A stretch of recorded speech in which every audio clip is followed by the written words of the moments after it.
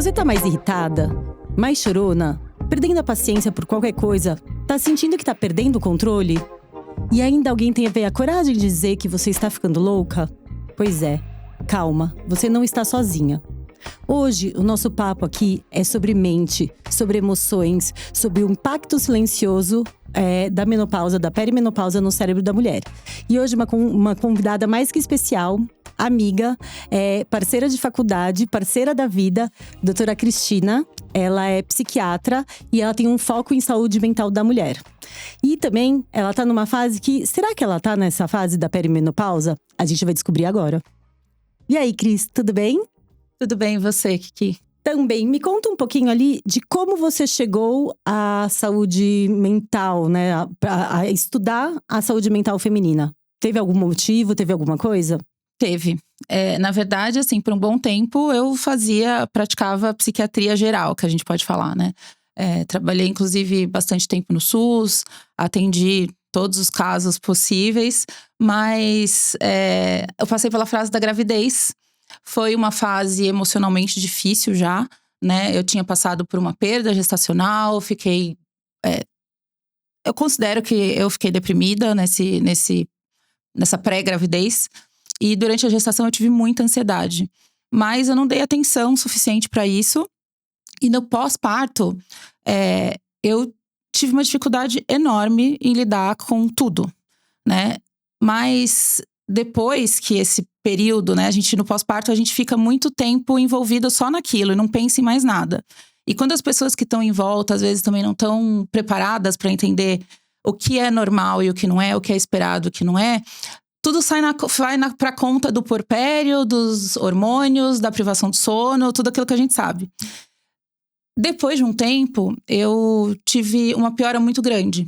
E aí, procurei uma colega psiquiatra e realmente ela identificou, né, diagnosticou que eu tava com depressão pós-parto. Coincidentemente, depois disso, quando eu fui voltar pro meu trabalho anterior, eu fui mandada embora, aquele processo que muitas mulheres também passam. E comecei a fazer o consultório particular. E vi que isso era um gap muito grande, assim, né? Que as pessoas não consideravam a saúde mental da mulher, e principalmente no perinatal, né? Que a gente chama, como algo separado da psiquiatria. Mas tem muita peculiaridade. E uma das maiores é a invisibilidade que a gente passa, né? Exato. Colocar tudo na conta do momento que aquela mulher tá, naquela transformação. O que eu quis, assim, além da Cris ser uma amiga, uma profissional ímpar, né? Que eu sei que ela tem uma visão muito acolhedora. Ela tem um cuidado, principalmente com as mulheres, com os homens também. Mas assim, como ela acabou se especializando em saúde mental feminina, eu acho que isso trouxe esse olhar pra ela. E tem 2 pontos ali que eu quero conversar e ressaltar, né? E a gente tem que falar sobre isso. O primeiro… A transformação do cérebro da mulher durante a gestação. Foi o que eu falei, não sei se teve algum episódio que eu falei sobre isso. Que é isso, quando você vira mocinha, né? Quando você tem a sua primeira menstruação, você tem essa transformação no seu cérebro, né? Você tem essa transformação hormonal que atinge o nosso cérebro também. E todo mundo te fala parabéns. Quando você tá gestante, é mais uma alteração hormonal no cérebro. E todo mundo te fala parabéns, né? E agora, nessa terceira fase, nessa terceira transformação do cérebro da mulher, ninguém fala parabéns. As pessoas falam, você tá ficando louca? O que tá acontecendo com você? Então tem esse estranhamento. E eu acho legal a história dela de ser uma psiquiatra, de estar passando por uma transformação no cérebro durante a gestação e o puerpério. E mesmo assim, a gente continua colocando na conta de alguma coisa. A gente sempre busca uma desculpa para falar o porquê a gente tá passando isso. É normal ter privação de sono no puerpério? É normal estar com uma labilidade emocional? É normal. Faz parte. Mas até onde é normal? E esse é o cuidado que a gente sempre, quando tem que buscar um especialista, buscar um atendimento médico, a gente tem que entender isso, porque é difícil diagnosticar, né? Então, eu acho que todo esse processo trouxe para ela um olhar mais cuidadoso, né? Para ela mesma. E isso é o que a gente bate muito aqui. As mulheres têm que ter um olhar cuidadoso para elas. As mulheres têm que se acolher, né? E aí, beleza. Foi lá, se especializou, fez a parte, começou a ter um atendimento maior na parte das mulheres, né? Acabou focando um pouquinho mais a sua carreira nas mulheres. E hoje? Quantos anos você tem? Hoje eu tô com 43. 43 anos. E como que você tá? Você tava percebendo alguma coisa? Você pensou nisso em algum momento? Ou você é jovem, eternamente jovem, que nem eu? Pois é, que é engraçado, porque eu até comentei com você que até você me convidar pro podcast, isso não tava muito no meu radar, assim. Eu tava seguindo a vida, tá tudo bem. As mulheres da minha família, mais velhas do que eu, entraram na menopausa tarde, né? 55, 56. Entraram na menopausa. É. E a gente tem essa vida conturbada, cheia de coisa, e não presta atenção a detalhes, né? É uma mania que a gente vai criando e fazendo as coisas no automático e criando as desculpas para as pequenas alterações que vão acontecendo.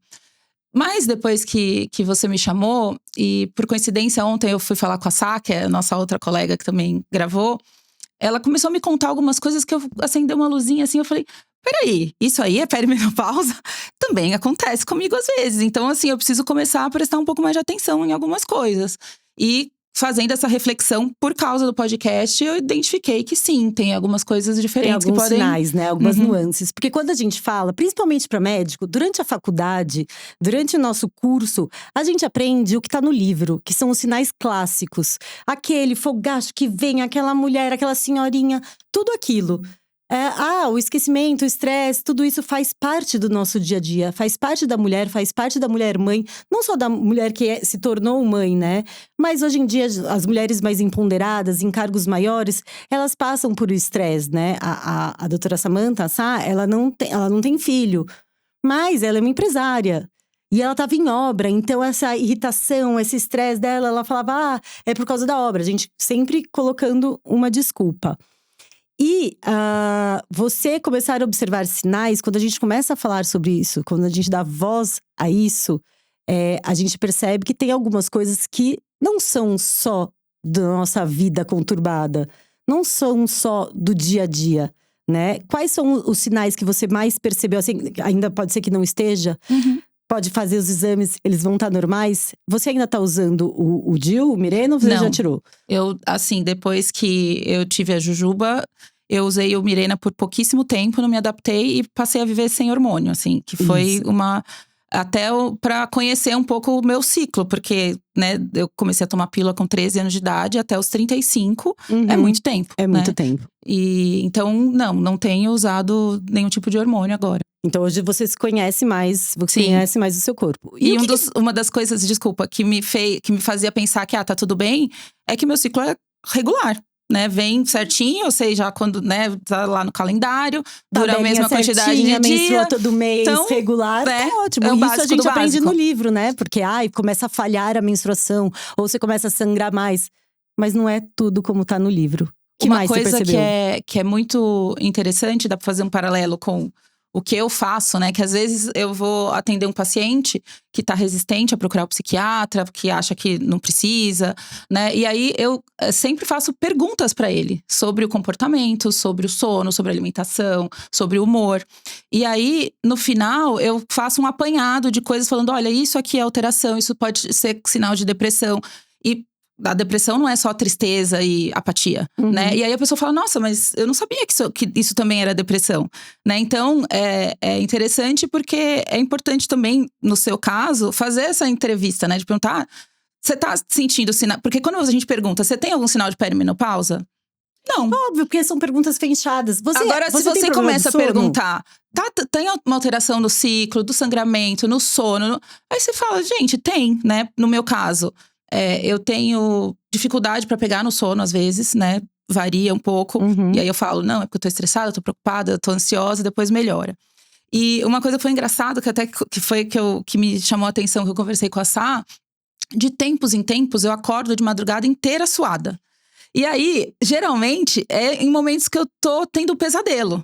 E aí eu pensei, mas é aquela história do ovo da galinha. Será que eu tô suando porque eu tive um pesadelo? Ou será que eu comecei a suar, sentir calor e estando dormindo, isso se transformou num pesadelo, sabe? Então, sim, eu tenho momentos de acordar suada, de ficar molhada, assim. E como eu falo… Pode ser. A própria questão da menstruação, pensando um pouco mais agora… nesse último ano, eu comecei a observar que um dos dias do ciclo vem um sangramento muito mais intenso do que sempre foi, né? E isso começou a me preocupar. Começou até a atrapalhar meu dia a dia, assim, de, né, me preocupar de não poder sair naquele dia.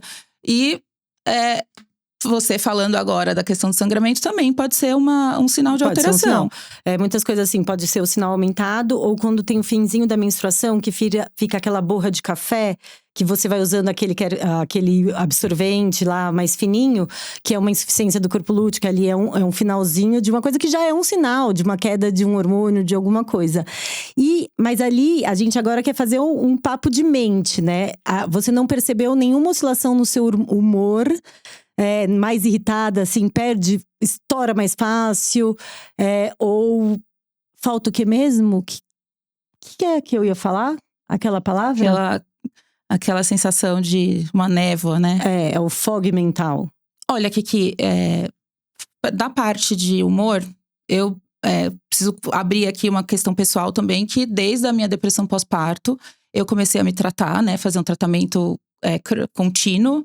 E eu continuo tomando antidepressivo numa dose mais baixa, principalmente porque nas vezes em que a minha médica, a minha psiquiatra sugeriu o desmame, porque a gente estava pronta, né? Já tinha tratado por tempo suficiente, fazendo atividade física regular, a qualidade de vida melhorou. Então era o momento de tentar diminuir.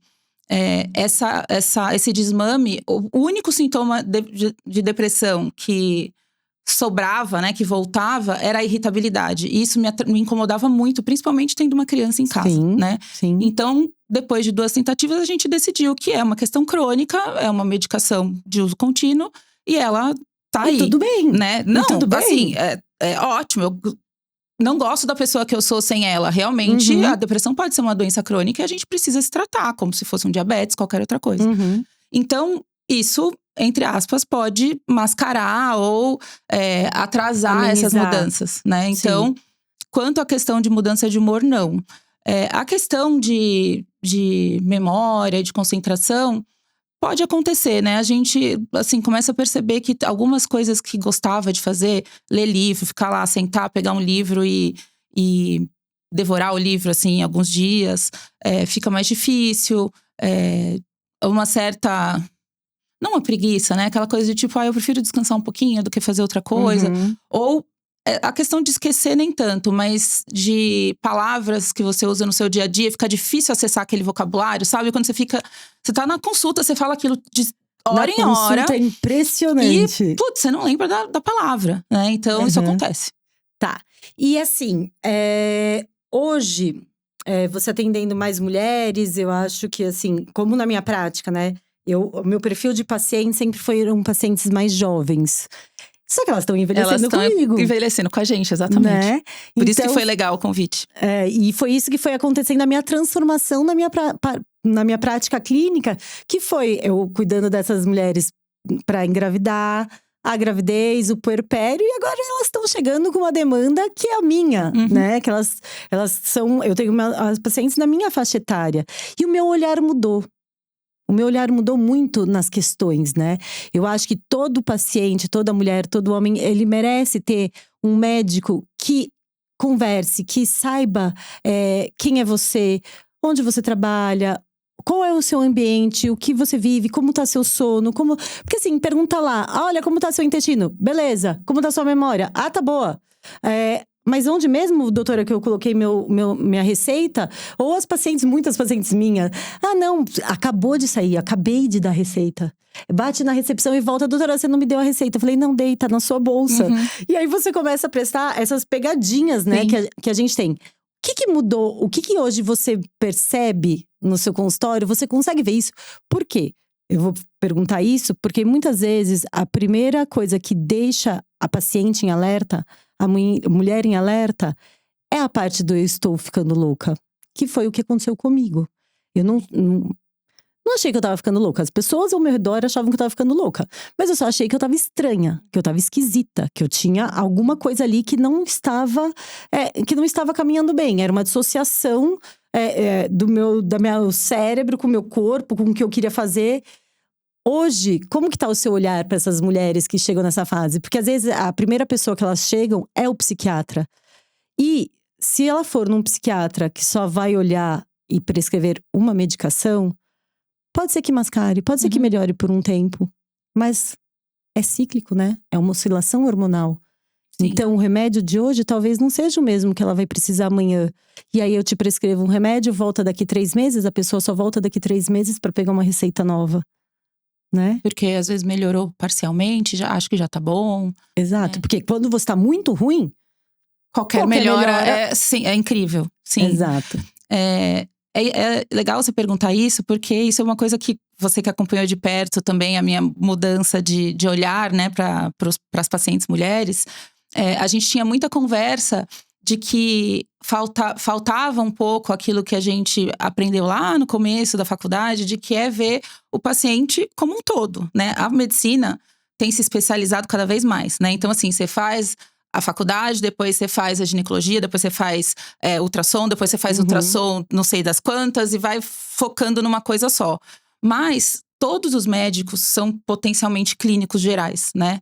Então, a gente tem que fazer colocar o foco, né? Entender aquele paciente como o momento de vida dele também, né? A questão de perguntar para ele quem ele é, em que momento ele tá, como que é a vida dela. A rotina, né? O que ela faz. A rotina, a questão cultural, tudo isso importa. E quando a gente tá com uma paciente que tá em idade de perimenopausa, então, de repente, às vezes ela vai num cardiologista. E o cardiologista precisa acender essa luzinha de não, é uma mulher com 40 e poucos anos.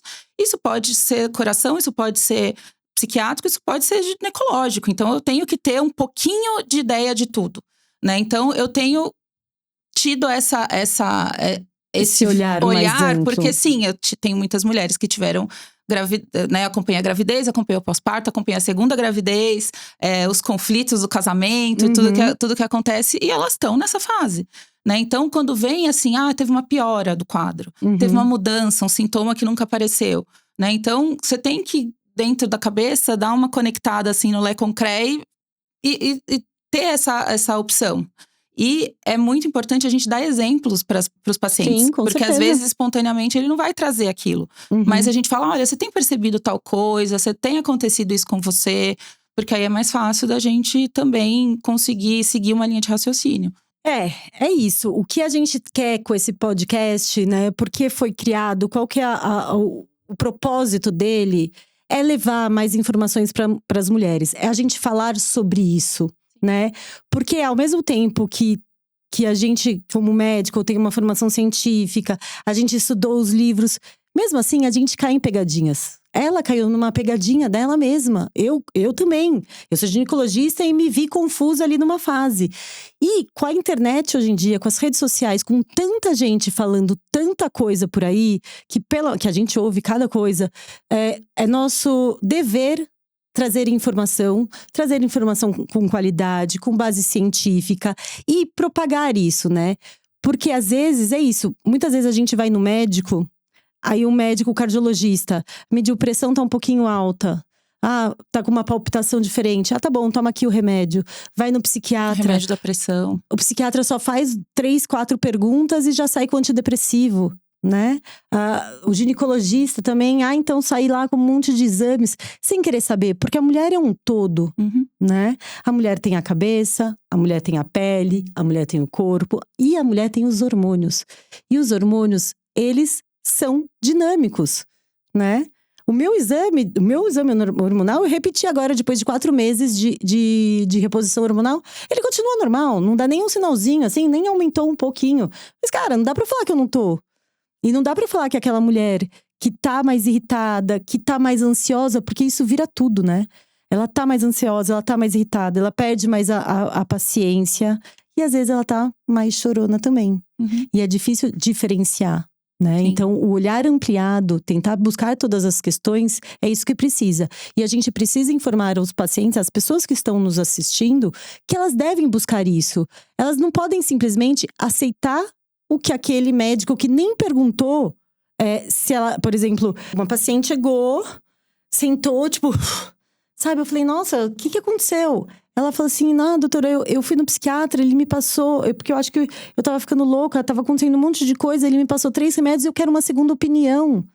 É porque assim, será? É isso mesmo? Aí eu fui conversar com ela. 43 anos, uma dinâmica, ai, o sono, acorda, mas eu tenho uma criança, mas eu tô preocupada. Eu falei, então tá bom. Então vamos conversar, né? Vamos ver ali, vamos ver todos os pilares, vamos ver o que tá acontecendo. E sim, realmente ela tá com uma habilidade emocional maior, talvez ela precise ou não de um antidepressivo, mas eu acho que tem outras coisas para serem cuidadas, né? Então, é isso, a mulher chegar em você e muitas vezes você ter que falar pra ela, né? Porque existe um tabu muito grande sobre os antidepressivos, sobre essa parte, né? De, estou ficando louca. Eu vim aqui porque o meu marido… Você já recebeu essa? Eu vim aqui porque meu marido mandou. Ou que o meu marido falou que eu tô assim. Sim. Você já recebeu essa? Já. E aí? Na verdade, assim… Feminista como ela é, tá, gente? Isso daqui não é fácil, não. Não, mas eu já recebi o contrário também, do marido chegar e falar assim, não, minha mulher falou que ia embora se eu não viesse no psiquiatra, sabe? Aquelas pessoas contrariadas que estão lá falando, não, eu vim aqui só pra provar que a pessoa tá errada. E aí a gente conversa e vai fazendo essa investigação de como estão as coisas, né? Mas essa questão é importante porque tem várias micro características dessa fase que a gente tem que levar em consideração. Né? Tem sim a parte hormonal e a gente tem algumas teorias, né, científicas do porquê existe uma maior suscetibilidade da mulher à depressão nessa fase, né? Porque eu até fui dar uma revisada e o que dizem os números é que na parte da perimenopausa, as mulheres têm o dobro de chance de deprimir do que na pré-menopausa, né? Então, obviamente, isso tem alguma relação com a questão hormonal e tudo isso. Mas a gente tem que também pensar que existem questões sociais, né? E culturais e de momento. Então, no geral, são mulheres que podem estar com filhos adolescentes, que é uma fase difícil. Podem estar numa fase de aposentadoria ou do marido aposentando, que também é complicado, né? Que muda completamente a questão do relacionamento. Sem contar com fatores socioeconômicos que fazem muita diferença para uma mulher que tem uma condição muito melhor e uma que tem uma condição mais difícil. E a gente tem que levar tudo isso em consideração quando começa a avaliar, até para ter o cuidado de não colocar tudo na conta do estresse, ou na conta do estilo de vida, ou na conta do hormônio. É uma combinação de coisas, né? A gente tem que ter esse cuidado de avaliar. E, para mim, o mais importante de tudo é falar sobre isso. Porque foi o que você disse, né? Todos os momentos de alteração hormonal da vida da mulher são momentos de risco para a saúde mental. Né? Então, a primeira menstruação, a gravidez, o pós-parto, a questão da peri e da menopausa. Só que a menopausa, ela tá jogada na sombra, né? As pessoas não querem falar disso e existe ainda uma carga social de fracasso, né? De ser sinônimo de envelhecimento, de perda da juventude, perda da fertilidade, perda da libido, perda da feminilidade. É o fim. Parece que a mulher não presta mais pra nada depois disso. Então, assim, você vai ficar falando disso? Não vai. Então, é uma fase que a gente acaba escondendo, ao invés de conversar com as amigas, que nem a gente conversa nas outras situações, né? Com o parceiro. É uma coisa que a gente tem que conversar com o nosso parceiro. Às vezes até no trabalho. Imagina você tá no trabalho, no lugar que, sei lá, não tem ar-condicionado, e de repente você começa a tirar a roupa, pôr a roupa. Então, assim, são coisas que todos os ambientes precisam ser acolhedores a essa fase, né? Mas acaba sendo, a gente tem essa cultura de ser sei lá, o fim da vida feminina potencialmente.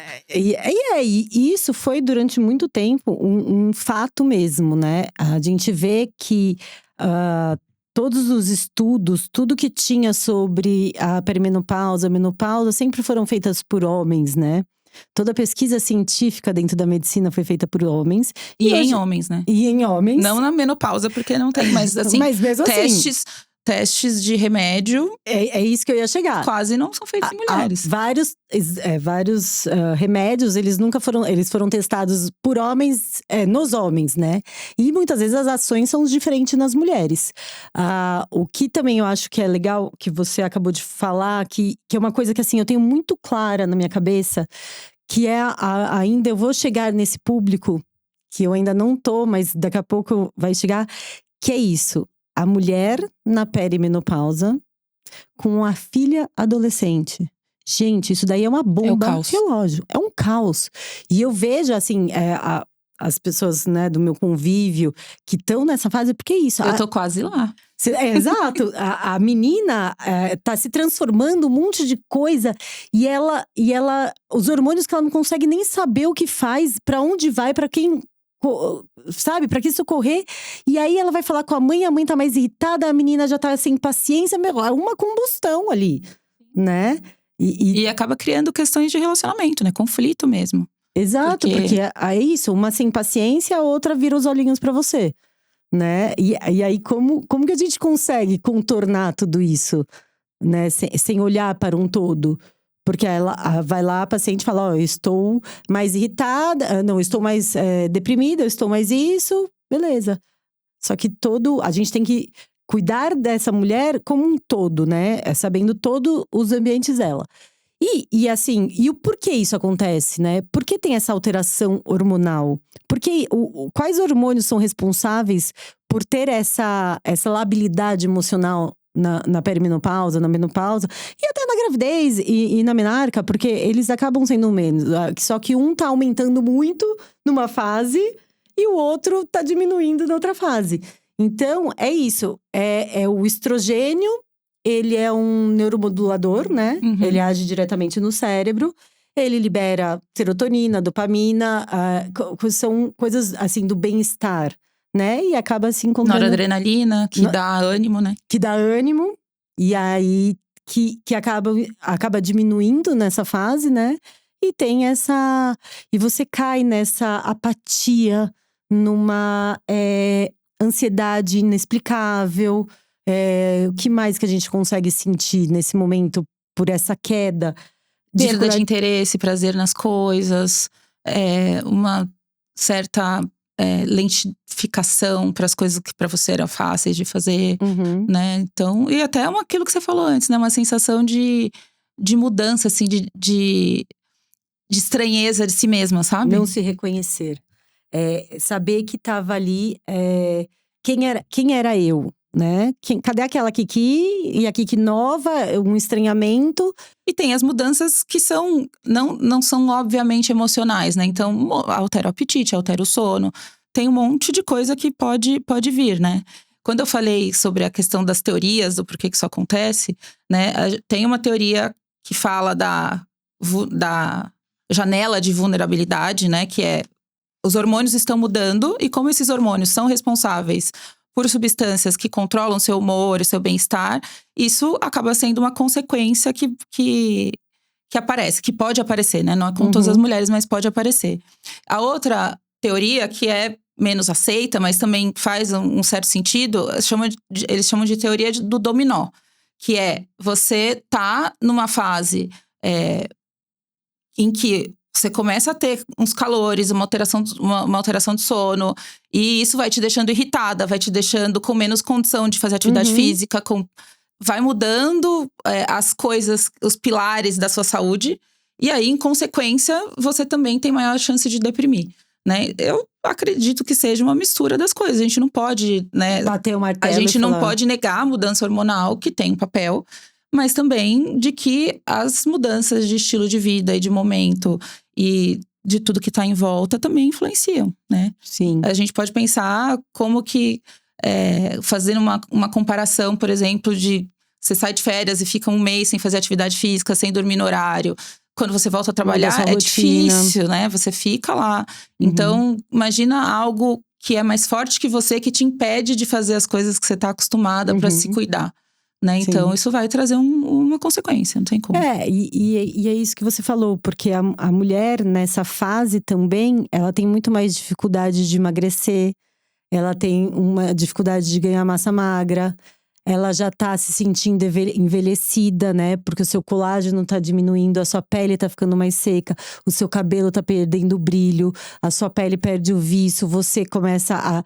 Gente, eu como a mesma coisa, ou eu tô comendo menos e tô engordando. E isso mexe com a autoestima da mulher. E isso começa a mostrar pra ela os sinais, e ela fala assim, isso deprime, né? Não precisa só ter essa coisa, tudo que vem. Porque, principalmente hoje, onde a gente tem um culto ao corpo, um culto às câmeras dos celulares mais aguçadas. Aí você começa a ver as suas ruguinhas, ver as suas coisas. E isso vai, né? E aquela mulher que tá nesse turbilhão, que não tá se encontrando, eu acho que isso teve uma mudança muito grande pra mim. Quando eu me aceitei, quando eu busquei ajuda, quando eu busquei me informar e entender melhor essa fase, isso mudou, porque eu tava realmente deprimida.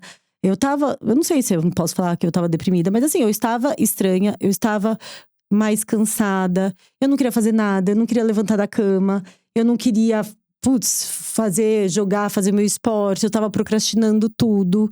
E aí, quando eu comecei a olhar pra isso, quando eu comecei a fazer a reposição hormonal, a suplementação, que também não é só sobre hormônio, né? Que a gente vai chegar nesse assunto daqui a pouco, porque não é todo mundo que pode tomar hormônio. E a gente sabe que tem muitos remédios dentro da área da psiquiatria que são usados para controlar sintomas, não só de depressão, mas como os calores, a gente vai falar um pouquinho sobre isso.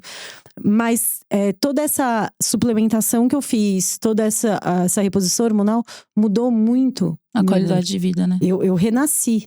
E por falar em qualidade de vida, outra coisa que a gente tem que levar em consideração é que assim, eu falei que as mulheres da minha família mais velhas tiveram um período fértil muito grande, né? Então assim, a minha avó, que teve 14 filhos, ela teve o primeiro filho com 14 anos e parou de menstruar com 50 e tantos. Mas, na geração delas, a menopausa realmente é horrível falar isso, mas era um pouco mais o começo do fim da vida. Porque elas viviam 65, 70 anos. A gente tá falando de uma geração que vai viver 90, 95. A gente tá na metade. E a gente da precisa nossa de vida. qualidade de vida. A gente vai viver esses próximos 45 anos mal, né? Então, assim, uma coisa que eu percebi, você me fez essa pergunta sobre como eu tenho mudado um pouco com as pacientes. Ultimamente, eu tenho, né, a gente tem as questões que são dificuldades na nossa prática. É evidente que o pilar alimentação, sono e atividade física é essencial para a saúde num todo, né? Na saúde mental não é diferente. Mas as pessoas, elas têm uma resistência grande, principalmente de começar a fazer uma atividade física regular. E aí, eu mudei o meu discurso, principalmente os pacientes 40 a mais, não só as mulheres, mas principalmente as mulheres, que é assim, depois dos 40 anos, a atividade física ou é por prazer ou é por obrigação. Não tem outra opção. É na receita, não tem, eu não gosto. Eu também não gosto, mas eu vou. Na força do ódio, mas eu vou. Eu vou, dou meus pulos lá pra fazer…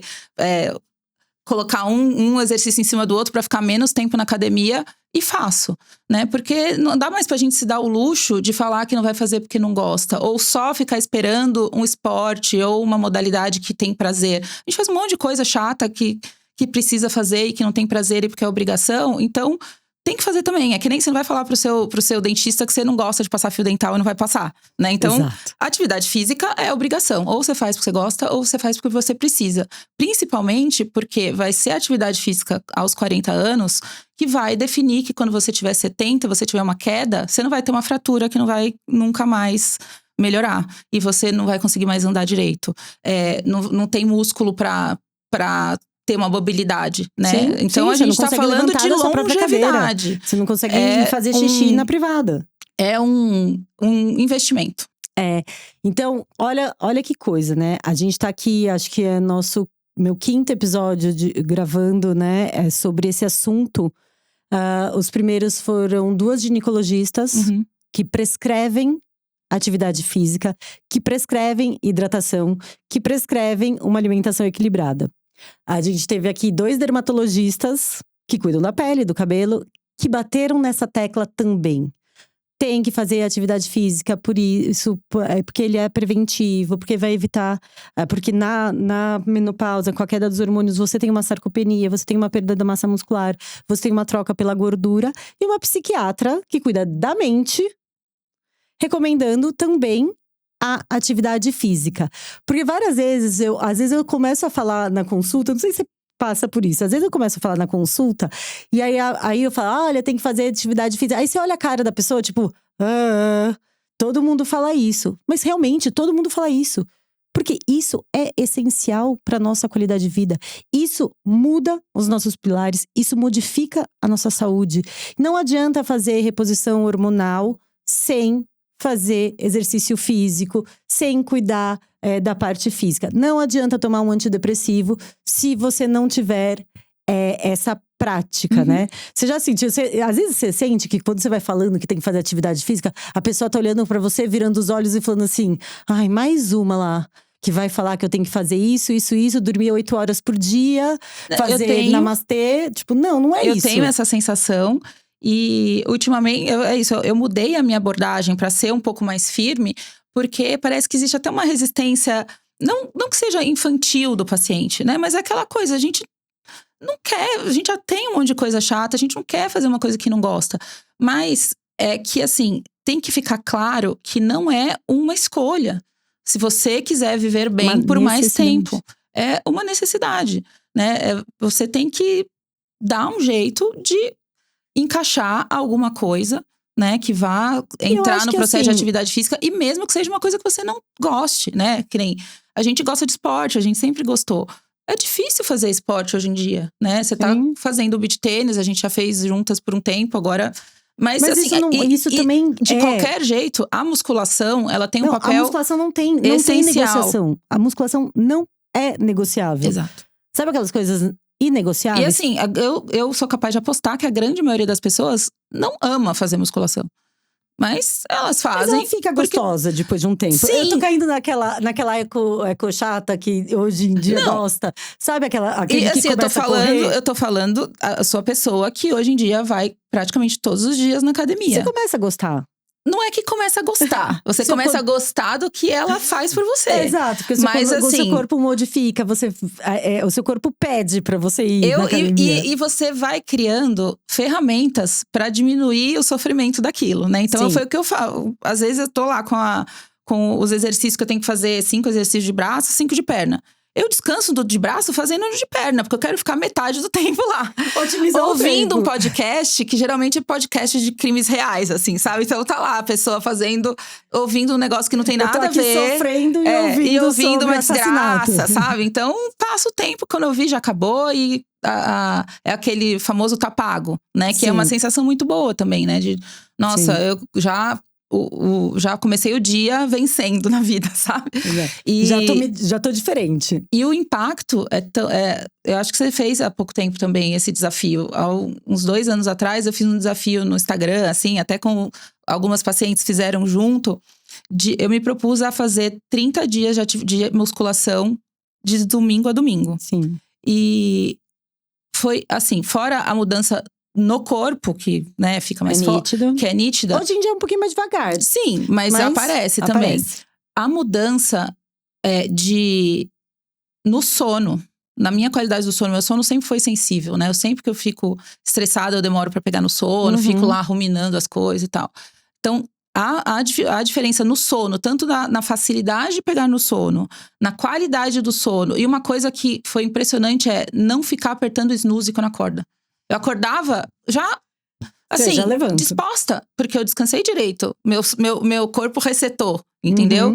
Então isso foi assim, foi a primeira coisa que eu percebi que fez uma diferença enorme. A questão da memória, da concentração, da atenção, né? Que é o que a gente chama de cognitivo, também melhorou muito em super pouco tempo. Sim. Né? E outras coisas, a relação com a comida, porque você não vai ficar fazendo atividade física todo dia comendo sua porcaria. Você cria uma responsabilidade. O seu corpo nem quer, você não tem nem vontade. Você acaba, né, diminuindo outras coisas que não são tão saudáveis. Então, é um impacto. Em 30 dias você consegue perceber uma diferença enorme. Qualquer pessoa que fizer vai conseguir. E aí eu vou fazer um contraponto pra você. Você vê aqui como é difícil. Eu faço atividade física todos os dias. Eu tô desde o começo do ano. Acho que eu não fiz atividade física quando eu fiz o ácido hialurônico no joelho. Quando eu fiz… pouquíssimas vezes, pontualmente. Assim… E mesmo assim, eu acordo todo dia às 4 da manhã. Só que hoje em dia, o que eu faço? Eu acordo às 4 da manhã, eu já vou começar a fazer alguma coisa. Porque assim, melhora tudo isso. Só que quando a gente tá nessa fase, o que é o meu desespero? O que era uma coisa que mexia muito comigo? Assim, mesmo eu fazendo tudo isso, que melhora a minha concentração, que melhora a minha alimentação, que melhoraria meu sono, hoje não funciona mais. Porque existem coisas que, assim, a gente fazendo um contraponto também, né? É inegável o impacto que o estilo de vida tem na saúde. Porém, ele não é o único fator que traz um adoecimento, né? Então a gente tem que tomar muito cuidado. E quando você fala, né? Você falou da questão de Instagram e das pessoas que, né, ficam compartilhando estilo de vida e alimentação. E agora, né, muitas coisas que às vezes entram na moda, suplemento para regulação do intestino. Todas essas coisas são importantes. Mas a gente não pode esquecer da parte científica da coisa, da parte metabólica, da parte química. Que não vai mudar com comer chia, tirar o glúten. Sim. Assim, essa questão da dieta, da atividade é super importante. Porém, a gente não pode achar que vai resolver tudo. Que é uma coisa que a gente às vezes tá passando também, né? Que as pessoas chegarem no médico com uma aversão à medicação. Boa. Esse é um ótimo assunto. Se a medicação, quando ela é bem empregada, ela muda a qualidade de vida do paciente absurdamente, né? Então, a gente tem que entender que a gente tem a responsabilidade de passar um remédio para o paciente que realmente precisa. E não é assim, não, eu prefiro uma coisa… Isso acontece muito no meu dia. Mas não tem um negócio natural. Sim, mas eu não posso mudar tal coisa, tomar um fitoterápico. Eu tenho consciência de que, assim, nesse caso que você tá, se eu tô sugerindo, não vai funcionar só isso. Né? Vai melhorar, vai ter mas não vai resolver. Porque tem uma indicação clínica. Sim. Tem uma indicação fisiológica. Por quê? Cai o estrogênio, cai a progesterona. A progesterona, por exemplo, ele é o calmante natural da mulher, né? Sim. Porque a gente se diferencia dos homens, galera. Porque não é uma guerra todos os dias. Porque a gente tem esses hormônios em maiores quantidades que trazem essa calma. E aí eles caem, né? Você já parou pra pensar o que aconteceria com o homem se o nível de testosterona dele caísse de uma hora pra outra, que nem os níveis dos hormônios das mulheres caem na perimenopausa? Eles iam parar no hospital. E eu não tô falando parar no hospital porque homem vai parar no hospital porque tem uma gripe. Ia parar no hospital mesmo. Ia, assim, acabar com a capacidade de funcionar. A gente vai sentindo essas dificuldades, essas mudanças, e se arrastando e se adaptando e criando ferramentas e procurando coisas alternativas, às vezes por desinformação ou por receio, e porque, né, a gente tá mesmo num processo de não, tem que ser tudo natural, porque isso aí é história pra… porque aquela blogueira falou que eu tenho que tomar 18 vitaminas. Outro dia eu entrei numa treta no Instagram. Falar os bastidores aqui.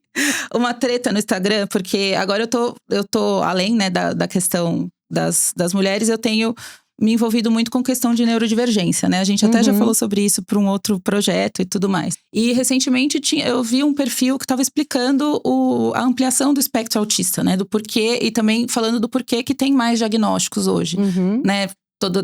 Não só a questão do espectro, mas também o aumento da questão científica para realmente conseguir identificar mais profissionais habilitados e tudo mais.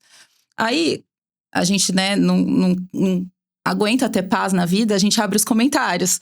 E aí, tinha lá uma pessoa comentando de que não, isso aí é só uma desculpa para as farmacêuticas venderem mais remédio. Aí eu falei… será que eu respondo ou não respondo, né? E aí, assim, até eu respondo sempre de um jeito… tentando ser delicado, falo, olha, grande maioria dos pacientes autistas nem vão precisar de remédio, eles precisam de suporte, né? E dei lá algumas orientações sobre aquilo, mas isso tudo é pra resumir a questão de que as pessoas têm essas crenças mesmo, de que a gente tá dando um remédio porque o laboratório vai me pagar se eu der aquele remédio pra ele, ou porque, né, as farmacêuticas estão envolvidas no aumento dos diagnósticos, porque… E, na verdade, assim, você tem que confiar na pessoa que você tá… Isso, e na sua área ainda tem um preconceito, né? Parece que quando você prescreve… Porque, assim, tem pacientes que têm contraindicações de usar a terapia hormonal, de ter essa reposição hormonal, né? De usar hormônios exógenos para tratar alguns sintomas. Existem contraindicações para isso. Existem algumas medicações, alguns antidepressivos, né? Como a venlafaxina, que a gente sabe que pode melhorar os fogachos, porque ela tem uma ação ali nos receptores neurosensoriais lá. E aí você fala assim, nossa, mas eu não sou louca, não vou tomar remédio pra louco. E é engraçado que eu não sei se isso acontece com você, mas outras ginecologistas, né? Porque eu tenho contato com muitas ginecologistas por causa da minha área, falam que tem um certo medo e receio de encaminhar o paciente para o psiquiatra, porque pela reação do paciente, de que, será que essa médica tá achando que eu tô louca? Achar que é uma ofensa, né? Encaminhar o psiquiatra. A gente tem um bloqueio de mandar pro psiquiatra. E eu sempre falo, gente, se você tá com uma dor no peito, você não vai procurar o cardiologista para ele falar se aquilo é preocupante? Se você tá com alguma questão emocional, procure um especialista. Se não for, né, necessário o tratamento, ele vai te orientar. Mas é o tabu do psiquiatra tratar de louco, né? É isso. O psiquiatra só trata de estigmas. Ele não trata de outras pessoas. E às vezes a gente precisa simplesmente de algo que nos ajude nessa neuromodulação, que ajude a estabilizar nosso humor. E não necessariamente você… E outras, se você tá tomando antidepressivo, ou ansiolítico, ou remédio para dormir, ou não tem uma placa saindo da sua cabeça, um alerta falando, olha, ela toma antidepressivo, ela toma ansiolítico. E nem o pra que você tá tomando aquele remédio, porque a maior parte das medicações, elas têm muitas funções, né? Então, eu não sei se você falou disso aqui em algum outro episódio, mas você falou da venlafaxina. Uma das coisas que acontece muito na prática é que, assim, a gente não tem um antidepressivo que é o melhor do mundo pra todo mundo. Não. Então, a gente vai conhecendo o paciente e tentando escolher a medicação que casa mais com os sintomas dele, com, né, a situação, pensando em efeito colateral e efeito do remédio. Por exemplo, para pacientes que vêm com queixas de depressão, de ansiedade ou de questões, né, que vão precisar de um antidepressivo, mesmo que não tenham filhos ainda, que não estejam grávidas, eu pergunto sobre a questão do ciclo menstrual, porque muitas delas têm queixas de TDPM. E aí, a medicação pode ajudar nisso também, né? Que é aquela alteração de humor pré-menstrual. Sim. Né? Que tem gente que não sabe da sigla. Mas, então, você tem que ir pensando em matar a maior quantidade de coelhos com um remédio só, né? Então, é uma coisa que a gente faz. E é isso que a gente bate na tecla, que não existe uma pílula mágica, não existe uma fórmula mágica para tratar todos os sintomas, tanto da mulher quanto dos homens. Isso daí é abrangente para todo mundo. E o que a gente vê muito são as crenças, são os tabus quando a gente fala na área da psiquiatria, nos remédios tarja preta. Uma coisa eu vou ficar dependente? Isso daí, se você falar pra… Gente, isso é muito difícil.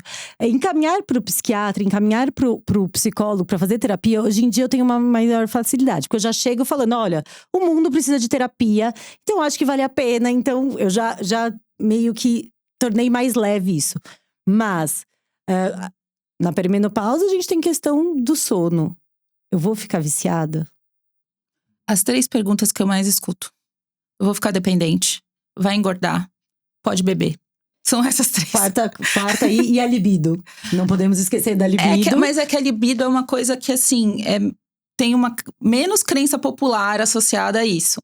Né? Mas essas 3 perguntas iniciais, né, são as que eu mais escuto. Da libido também, principalmente quando o paciente é homem, né? Da questão, né, de da ereção, de libido, de todas essas coisas. Mas assim, claro que a minha amostra é viciada, mas a grande maioria das mulheres que eu atendo, elas já vêm com queixa de libido. Então, até assim… Claro que algumas medicações, elas podem interferir na libido, porque por causa da via química mesmo. Isso. Mas, como muitas outras coisas, a libido, ela tem muitos fatores que influenciam, né? Colocar a questão na conta do remédio, quando você já vinha com aquilo, né? Então, inclusive, é muito normal as pacientes melhorarem a libido depois do tratamento. Porque, assim, você não tem prazer em nada, você vai ter prazer no sexo? Exato. Não vai. Então, quando você volta a ter prazer nas coisas e volta a ter mais interesses, isso melhora, né? No equilíbrio, assim. Eu acho que é isso. Não existe a pílula mágica, não existe a receita de bolo. Então, cada indivíduo tem um tratamento específico. E, gente, a gente não acerta logo de cara. Se você foi no médico… Qualquer especialidade, tá? Não vou falar puxar a sardinha pra ninguém. Você foi lá no médico, Você saiu com um remédio, né? Volta daqui 1 ano, já tá errado, tá? Porque a gente tem que acompanhar os pacientes, porque é isso. Na perimenopausa isso é muito claro, porque hoje meu hormônio tá assim, amanhã tá assado. Então eu preciso desse acompanhamento mais próximo. No remédio, na parte de antidepressivos, ansiolíticos, você começa a ter uma melhora, né? E muitas vezes os pacientes param de usar. Não, eu melhorei, hoje eu tô mais feliz. Aí param, né? Você explica, eu explico tudo, Kiki. Eu explico como vai funcionar, que vai demorar uns dias para começar a funcionar. Como que vai ser, que os primeiros dias pode dar algum tipo de mal-estar. Que vai demorar tanto tempo para melhorar. E que, a partir dessa melhora, a gente tem que manter a medicação por um tempo maior. Que é meio que pro seu corpo reaprender a fazer aquilo, né? Você vai não sentir mais… Idealmente, parar de ter sintomas. Sim. Mas você não tá curado, né? O remédio está controlando seus sintomas. Pra gente pensar em desmamar e ver se aquilo não é algo crônico, tem que prolongar o tratamento. Eu explico. Mesmo assim, às vezes aparece assim, o paciente 4 meses depois falou: você vai brigar comigo. Eu nunca brigo, né? Mas assim, você vai brigar comigo. Eu tomei por 2 meses, achei que tava tudo bem, parei. Agora eu tô de volta aqui, porque eu fiquei 2 meses sem tomar e voltou tudo até pior, né? Então, acontece. Então eu acho que é isso. Mas acontece porque é remédio psiquiátrico, tá? Porque se fosse um remédio pro colesterol ou pro diabetes, né? As pessoas têm essa dificuldade de… Mas é que é tabu e é crença, né? Não achar… As pessoas, elas têm a ideia de que por serem sintomas, que primeiro a gente não consegue medir, nem provar, né? Não tem um exame. Olha, você tá com depressão. Não tem exame de sangue, exame de imagem, exame de nada. E por ser algo emocional… a gente tem controle, né? É uma coisa meio de ego também. Então, assim, se é o que eu estou sentindo, por que eu não tenho controle? É difícil você… Então, às vezes, eu até desenho, assim, o processo de entristecimento, a parte química, como que o seu neurônio funciona e deixa de funcionar, para a pessoa entender que, assim, do mesmo jeito que seu pâncreas para de produzir insulina e você tem, você tem diabetes, às vezes seu cérebro dá um bug ali e você começa a ter sintomas. Sim. Então, por mais que você queira, você pode ter a fé que você tiver, você pode ter o hábito que você tiver, você pode ter a força de vontade que for, que não vai melhorar. Sim. Né? Então, Sim. Mas as pessoas têm essa sensação ainda de que tem o controle por ser algo emocional e abstrato, assim, sabe? Porque uma coisa não é palpável, né? Quando você tem uma doença, quando você olha ali, né? A pressão você tá medindo todo dia. Se seu médico mostra, olha, sua glicemia tá 170 e tantos. Você vai falar o quê? Não. Sim. Mas eu acho que é isso. Eu acho que, mais uma vez, pra gente encerrar aqui nosso bate-papo, que eu acho que foi com bastante qualidade, teve muita coisa ali rica que a gente fala. É isso.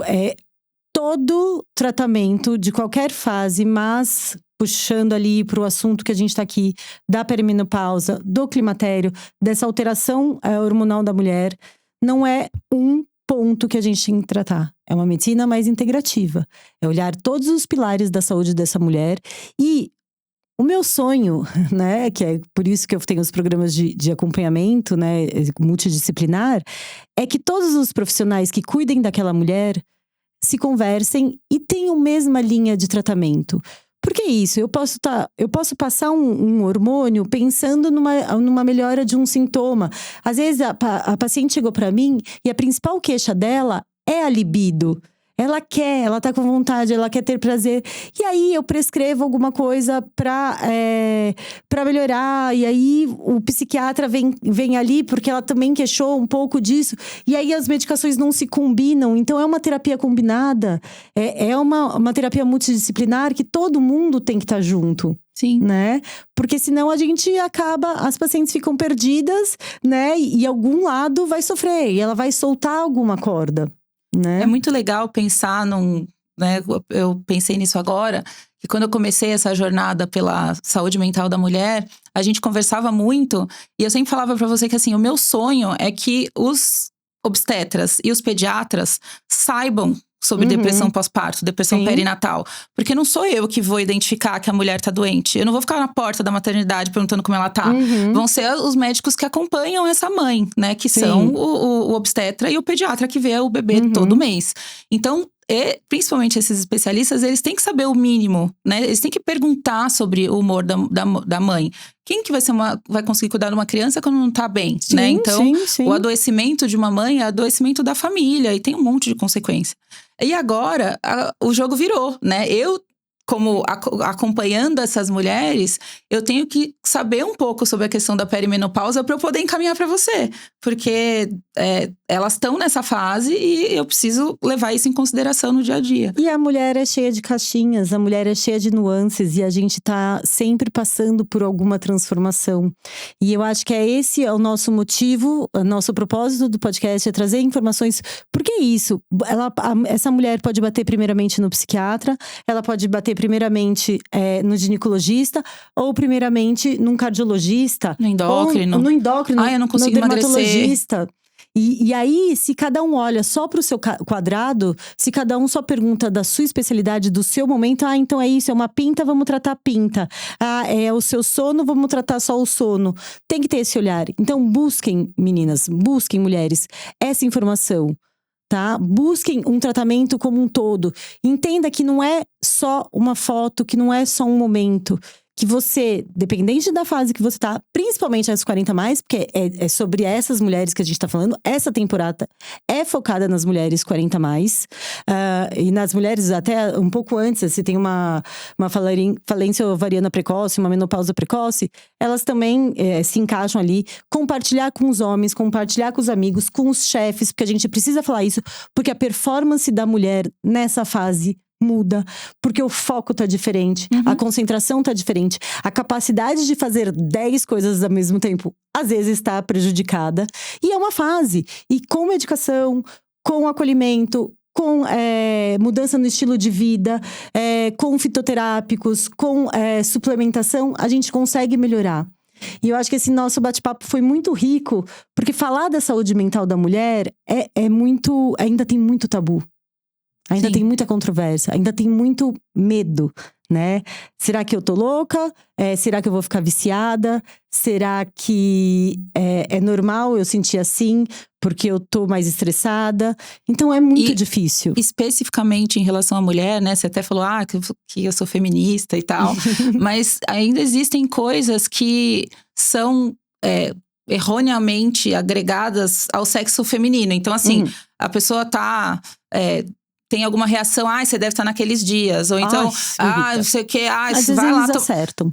Sim, mas não é tudo isso, né? Sim. Então, tem até uma curiosidade aqui que eu tava vendo outro dia, que a palavra histeria, ela vem de útero. Sim. Ela foi colocada, né, um diagnóstico, um sintoma, que antigamente ela era associada só à mulher. Só as mulheres podiam ser histéricas, né? Então, existe até dentro da psiquiatria preconceito e machismo, né? E a gente sabe que na medicina existem várias coisas que a gente tem que melhorar na nossa visão do paciente, né? Então, essa questão da mulher é uma delas, de também, assim, não descartar logo de cara algum adoecimento, alguma questão mais complexa só porque ela é mulher ou porque ela tá numa fase X, Y, Z, né? A gente tem que sentar, perguntar, quebrar nossa cabeça, né? Tudo que a gente aprendeu. E fazer o melhor por ela, por aquela pessoa específica, né? Ela não é um diagnóstico, ela é uma pessoa, então. Um ser. E nem tudo é como nos livros, né? Então a gente sempre tem que estar se atualizando e tendo essa escutativa, essa empatia pra ouvir o que aquela mulher tá falando. Quero agradecer muito, Cris. Foi muito bom. Legal. Acho que a gente podia ficar aqui horas e horas falando, né? Eu acho que trazer as nossas histórias, trazer os nossos momentos, faz parte de deixar isso leve, de nos aproximar as mulheres.